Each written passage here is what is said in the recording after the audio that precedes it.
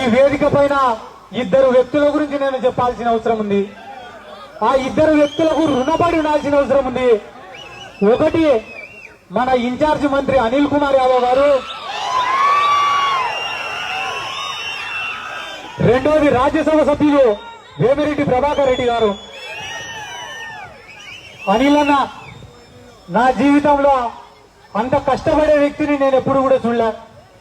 పొద్దున లేస్తేనే ఆయన నియోజకవర్గం నెల్లూరు చూసుకోవాలా, వెంటనే ఆయనకు కేటాయించిన నీటిపారుదల శాఖలోని పనులు చూసుకోవాలా, ఇన్ఛార్జ్ మంత్రి కాబట్టి కర్నూలుకు రావాలా, మనందరి సమస్యలు పరిష్కరించాలా, పోలవరానికి పోవాలా, వెలిగొండకు పోవాలా, వెలిగొండకు పోవాలా, రివ్యూ మీటింగ్లను ఏర్పాటు చేయాలా.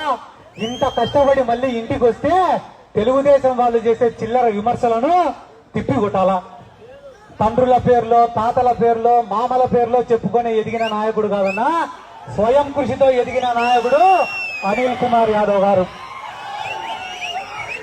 మంత్రి పదవి అనేది చేతికి వస్తే అహంకారం చూపించాలా, పెత్తనం చేయాలా, డబ్బు సంపాదించాలా అని కొంతమంది అనుకుంటుంటే ఇచ్చిన మంత్రి పదవికి న్యాయం చేయాలని అనుకుంటున్నాడు అనిల్ కుమార్ యాదవ్ గారు.